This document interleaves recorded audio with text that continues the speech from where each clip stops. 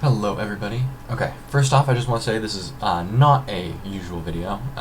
For those of you who are coming to this video expecting mouse or keyboard related content, I am sorry. Another hobby of mine, I play Magic the Gathering. I used to play at a very competitive level. I went to like Grand Prix, participated in tournaments and stuff. But I've taken some time off and now I sort of just play it relatively casually. But a card came out in the most recent expansion, Strixhaven, called Sedgemoor Witch, and this is one of my favorite cards that has ever been printed, and I think it is criminally underrated, and I think that a lot of people are looking past it in a lot of formats. This specific video will focus on Modern, since that's the format I play the most, it's the format I am the most familiar with, but the points that I make can be translated to Legacy, Vintage, and Standard. So, first off, the card. So Sedgemoor Witch is 3 mana for a 3/2 human warlock. It has Menace, meaning it can only be blocked by 2 or more creatures. It has Ward of pay 3 life, meaning that whenever it becomes the target of a spell or ability an opponent controls, it gets countered unless they take a bolt to their face. And then it has Magecraft, which says whenever you cast or copy an instant or sorcery, create a 1/1 black green pest creature token that has, when it dies, gain 1 life. So this creature is very strong. It comes down on turn 3, which is a really good turn for a lot of like tempo and control decks.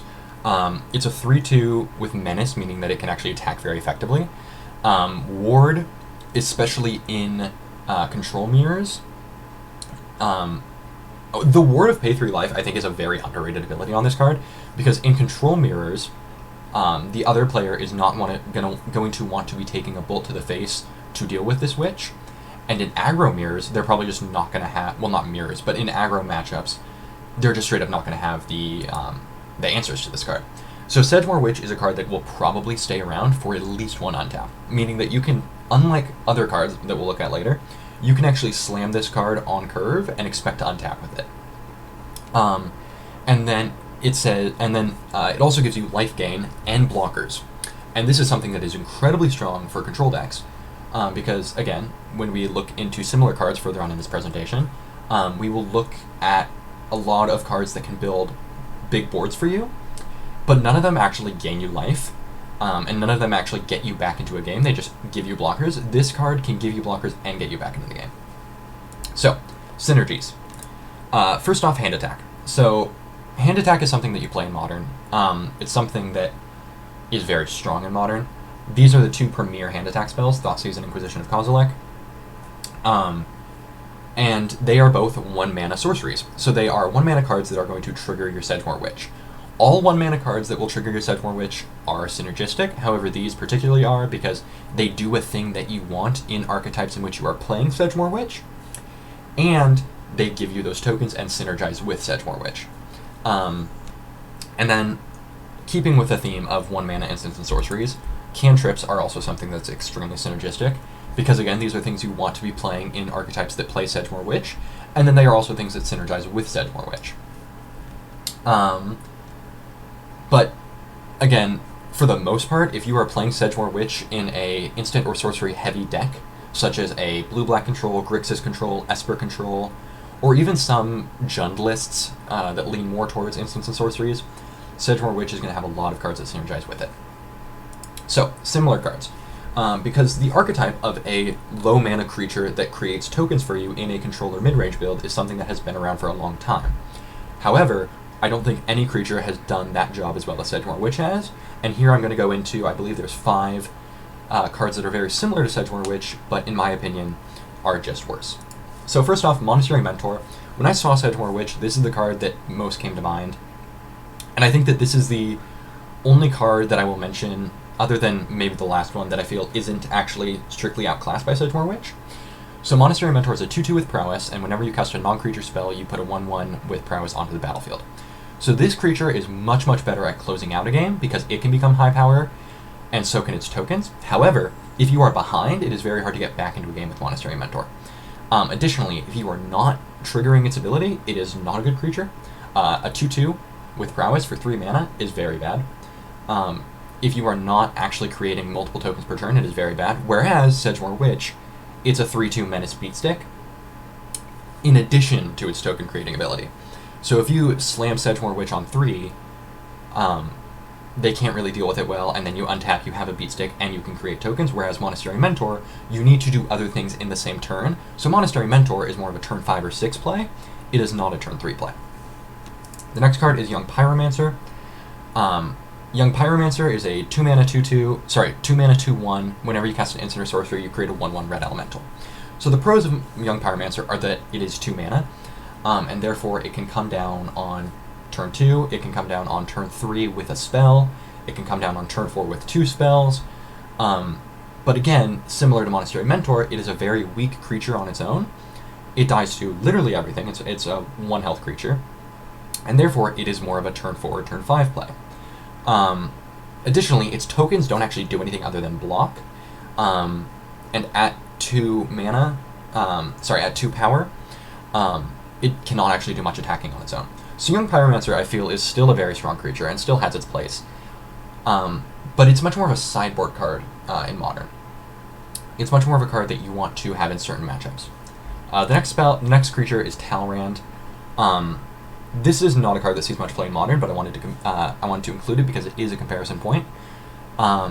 It's a 4 mana 2/2.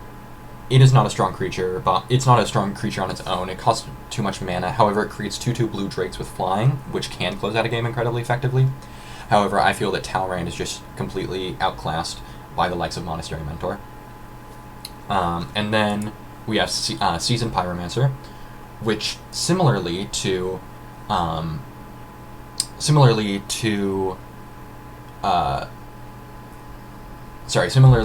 Sedgemoor Witch, can come down on turn 3 and do something effectively. It comes down on turn 3, it gives you 2 tokens alongside it, and then it can also do stuff in the late game. However, you can't really... sometimes you can swing a game back with Seasoned Pyromancer, but it is not going to give you an effect over time that allows you to over time grind out a game like Sedgemoor Witch can. So, the differences. So in comparison to all those cards that I just listed, Sedgemoor Witch is a black card. This is incredibly important because a lot of the shells that you look at that attempt to exploit some of the creatures I just listed are blue-black shells, because blue and black in Modern have the best 1-mana instants and sorceries.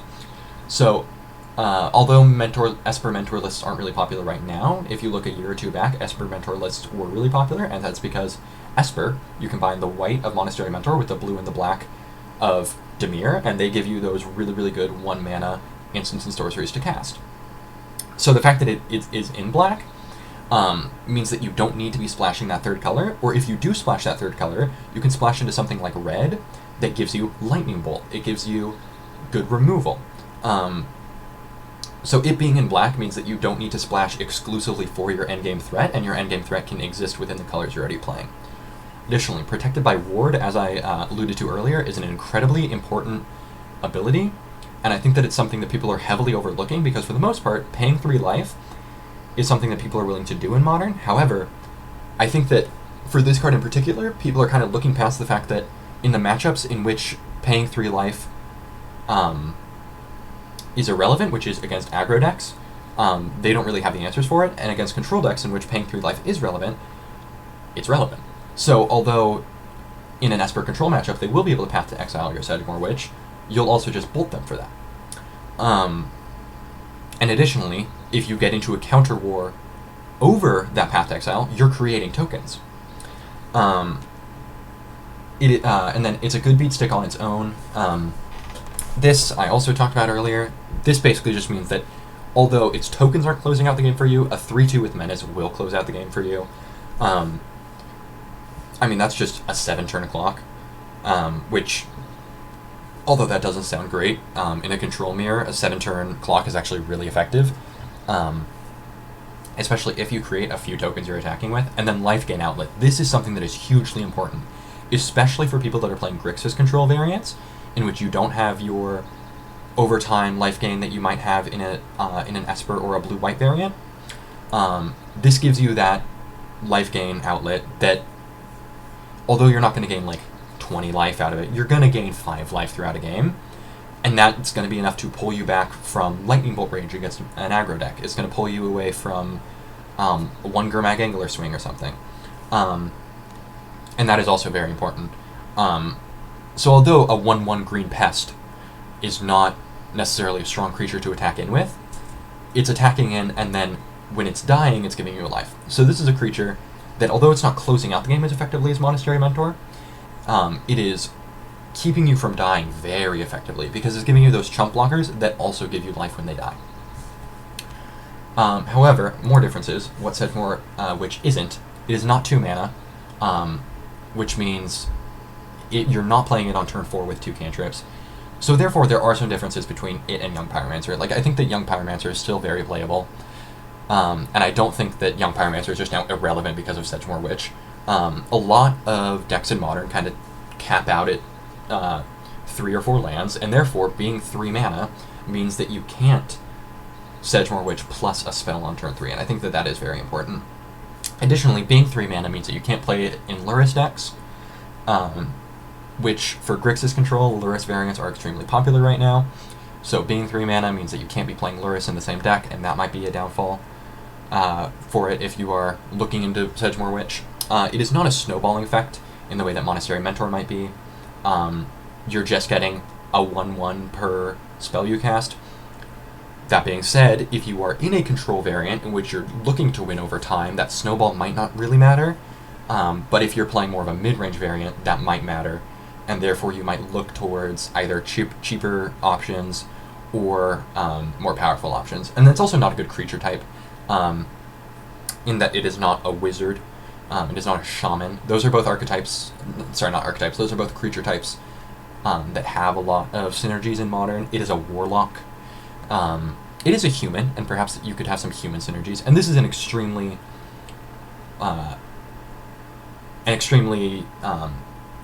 small talking point for the creature, that it is not a wizard or a shaman or something.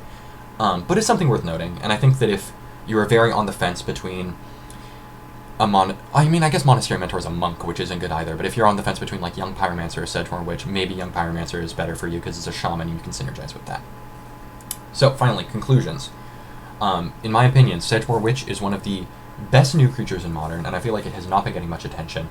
I think that it's a creature that is better than most other control finishers in the format. It's a creature that does not need the protection that most other control finishers do, and it's a creature that doesn't just close out a game for you, but it can also bring back a game for you, and I think that that's something that not many control finishers are. If you look at the control finishers in the format, you're looking at cards like Jace the Mind Sculptor, you're looking at cards like Monastery Mentor maybe, Teferi, Hero of Dominaria. Like, both those Planeswalkers can sort of bring a game back for you, but if you're at 3 health against a burn deck, neither of those cards are going to do anything for you. If you're against an aggro deck, neither of those cards are going to do anything for you. Sedgemoor Witch is a 3-mana creature that comes down on turn 3, creates blockers for you, gains life for you, and then eventually allows you to swarm the board and attack in. So it's a control finisher that can also get you through the mid-game, and I think that that's something that's incredibly important, and especially in shells that are already blue-black control-based lists, I think that Sedgemoor Witch can very easily slot in, and I think that it's something that takes advantage of cards that are already in the deck. So it's also not something you need to build around like some of these other cards. Like, it's something that if you just play Sedgemoor Witch in a deck that already has a playset of Bolt, a playset of Thought Scour, and then maybe 6 hand attack spells, those are 14 spells that synergize incredibly well with Sedgemoor Witch. And then if you're already playing cards like Kolaghan's Command, then suddenly you don't need to play that many copies of Sedgemoor Witch too. So I think it's a card that has been looked past a lot in Modern, but I think that it's a card that really shouldn't be, and I think that it's an incredibly powerful card, and a card that is very multifaceted. So yeah, I know that this isn't my usual content, but I hope you guys enjoyed nonetheless. And if you are interested in Magic-related content, please comment down below and let me know. But yeah, for now, that is all. I will see you guys later.